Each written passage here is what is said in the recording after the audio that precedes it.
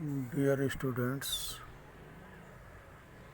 आज हम लोग चोलाज एम्परर के या चोलाज पीरियड के एडमिनिस्ट्रेशन सिस्टम के विषय में जानकारी करेंगे। किस प्रकार से चोलाज पीरियड्स में एडमिनिस्ट्रेशन था, उसका ऑर्गेनाइजेशन किस प्रकार से था। The administration of the empire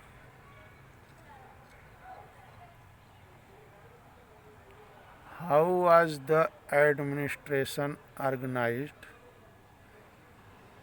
Settlements of peasants, known as Ur, became prosperous with the spread of irrigation agriculture.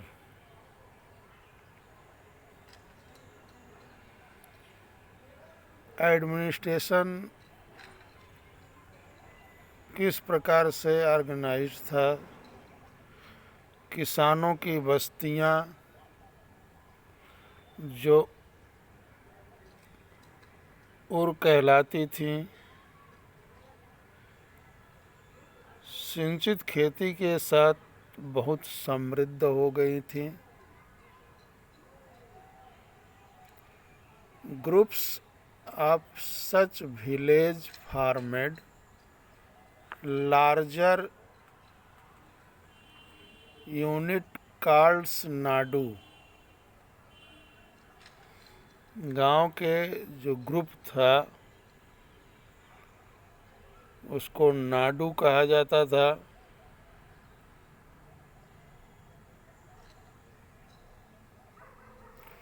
The village council and the Nadu performed several administrative functions including dispensing justice and collecting taxes.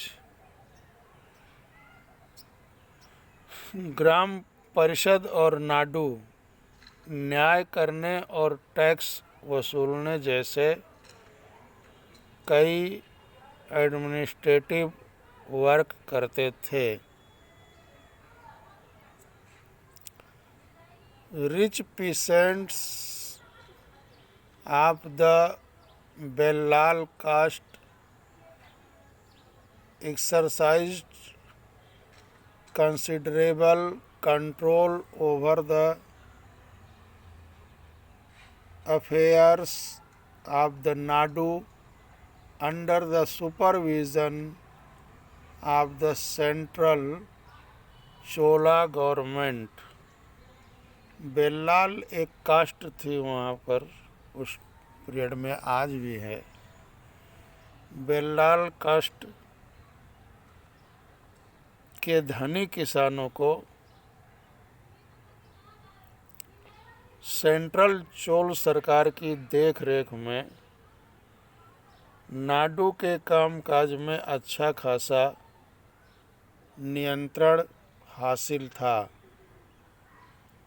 The Chola kings gave some rich land owners title like मुवेदवेलन,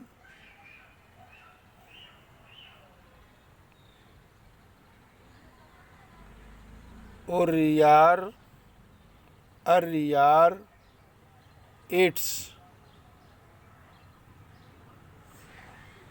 उनमें से कई धनी भूस्वामियों को चोल राजाओं ने सम्मान के रूप में मुएदवेलन, अर्रैयार जैसी उपाधियां दी। मुएदवेलन क्या होता है? 3 राजाओं को अपनी सेवाएं प्रदान करने वाला बेलन या किसान। जो व्यक्ति, जो किसान 3 राजाओं की अपनी सेवाएं प्रदान करता था, उसे मुएदवेलन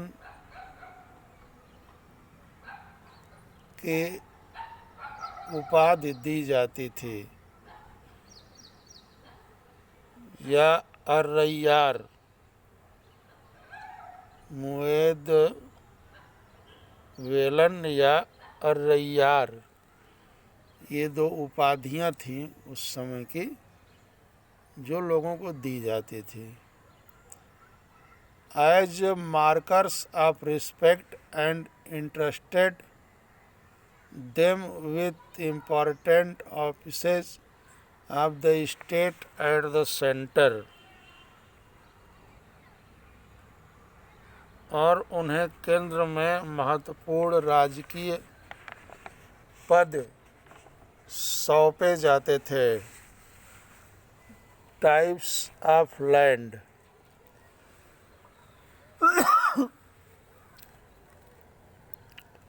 Chola inscription mention several category of land. बेलन वगाई एक टाइप था लैंड का। Land of non Brahmin peasant property, Brahmadeya land gifted to Brahmins. Shala bhoga land for the maintenance of a school. देवदान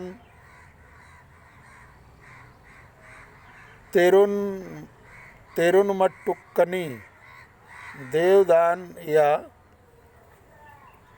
तेरुनमुट्टुक्कनी land gifted to temple. Pallichchhandam land donated to Jain institution. यह जो है 5 प्रकार की land का डिवाइडेशन चोलाज पीरियड में था। You have seen that Brahman often received land grants or Brahmadev. ब्राह्मणों को समय समय पर जो लैंड गिफ्ट की जाती थी, उसे ब्रह्मदेव कहते थे। As a result a large number of Brahmin settlements emerged in the Kaveri valley as in other parts of south India. परिणाम स्वरूप कावेरी घाटी और साउथ इंडिया के दूसरे हिस्सों में ढेरों ब्राह्मण बस्तियां अस्तित्व में आई। Each Brahmadev was looked after by an assembly or sabha of prominent Brahman landowners.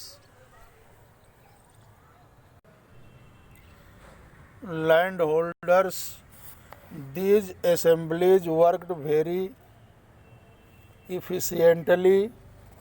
प्रत्येक ब्रह्मदेव की देखरेख प्रमुख ब्राह्मण भूस्वामियों की एक सभा द्वारा की जाती थी।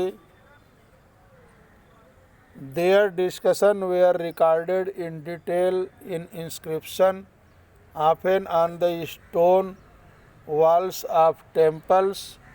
ये सभाएं बहुत कुशलतापूर्वक काम करती थी। इनके निर्णय शिलालेखों में प्रायः मंदिरों की पत्थर की दीवारों पर ब्यौरेवार दर्ज किए जाते थे। Association of traders known as nagaram also occasionally performed administrative functions in towns. Nagaram के नाम से ज्ञात व्यापारियों के संघ भी अक्सर शहरों में एडमिनिस्ट्रेटिव वर्क को संपादित करते थे। Inscription from Uttar Merur in Chingleput district Tamil Nadu provide detail of the way in which the सभा was organized। तमिलनाडु के चिंगलपुट जिले के उत्तर मेरूर से प्राप्त इंस्क्रिप्शन में इस बात का सविस्तार वर्णन है। The sabha had separate committee to look after irrigation work, gardens, temple its. ब्राह्मणों की सभा का संगठन कैसा था? सिंचाई के कामकाज, बाग बगीचों, मंदिरों इत्यादि की देखरेख के लिए सभा में विभिन्न समितियां थीं। Name of those eligible to be member of this committee were written on small tickets of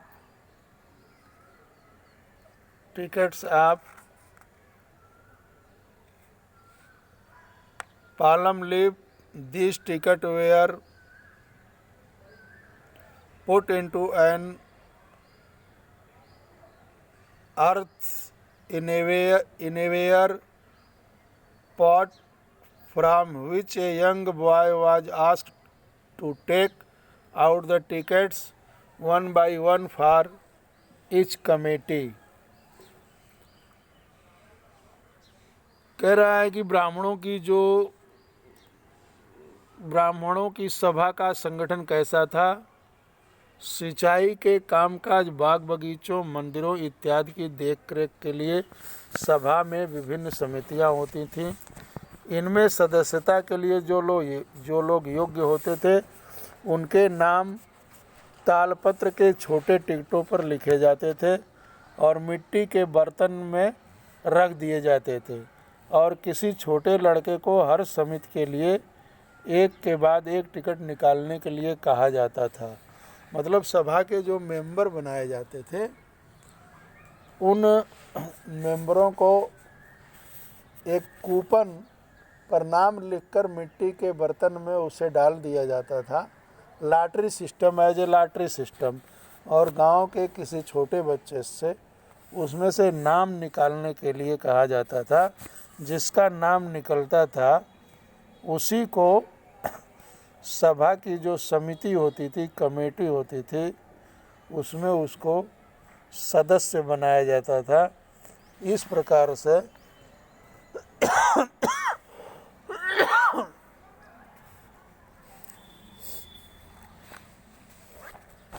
जो है चोलाज पीरियड में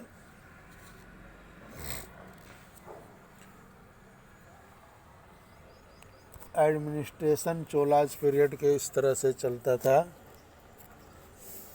अब यहाँ पर इंस्क्रिप्शन एंड टेक्स्ट, अभिलेख और लिखित सामग्री के विषय में यहाँ ये दिया हुआ है अलग से एक कहानी के रूप में। Who could be a member of a सभा? The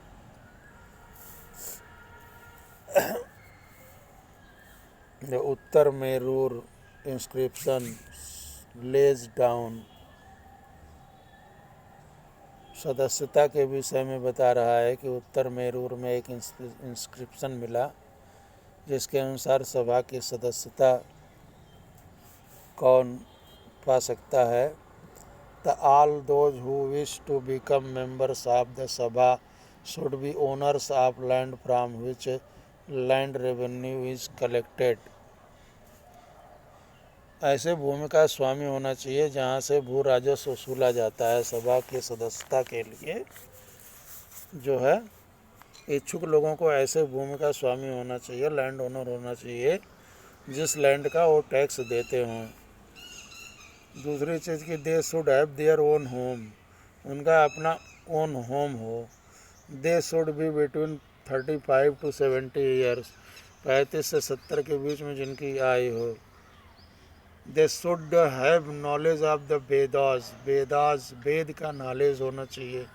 मैंने ये सब एक डिग्निटी है, ये उनका क्वालिफिकेशन है। सभा का मेंबर्स कौन हो सकता है, उनका यहाँ क्वालिफिकेशन दिया हुआ है जो इंस्क्रिप्शन मिला चोलास पीरियड में उसके अनुसार। They should be well versed in administrative matter and honest, उन्हें प्रशासनिक मामलों की अच्छी जानकारी होनी चाहिए और ईमानदार होना चाहिए। If anyone has been a member of any committee in the last 3 years he can not become a member of another committee, यदि कोई पिछले 3 सालों में किसी समिति का सदस्य रहा है तो वह किसी और समिति का सदस्य नहीं बन सकता।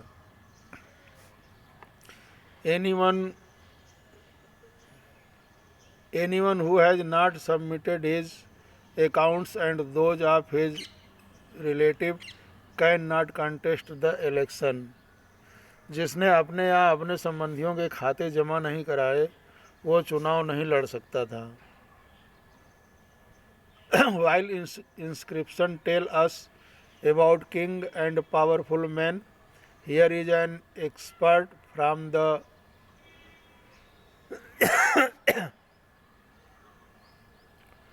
Periyapuram, a 20th century Tamil work which inform us about the lives of ordinary men and women. Inscription में राजाओं और शक्ति संपन्न पुरुषों के बारे में तो जानकारी मिलती है, लेकिन यह जानना खासा मुश्किल है कि साधारण मर्द और औरतों का जीवन इन राज्यों में कैसा था। 12वीं शताब्दी के तमिलकृत पेरियापुरम से एक उदाहरण जो है के द्वारा उन साधारण लोगों के विषय में भी समझने की कोशिश की गई है। On the outskirts of Adanur was a small hamlet of Pulias, studded with small huts under old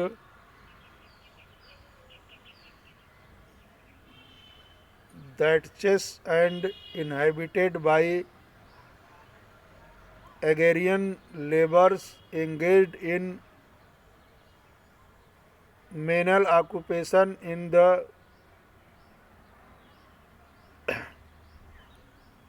threshold of the huts covered with strip of leather, little chickens moved about in groups. Dark children who wore bracelets of black iron were prancing about, carrying little puppies. In the shade of the Maradu trees, a female labor put her baby to sleep on a seat of leather. There were mango trees from whose branches drums were hanging, and under the coconut palms in little hollows on the ground, teeny capsand beaches lay after whelping. The red crested cocks crowed before dawn, calling the briny pulyar plural to their day's work, and by day under the shade of the kanji tree spread the voice of the wave-haired Pulia women singing as they were husking paddy. कह रहा है कि एडनूर की सरहदों पर फूस की पुरानी छाजनों वाली छोटी छोटी झोपड़ियों से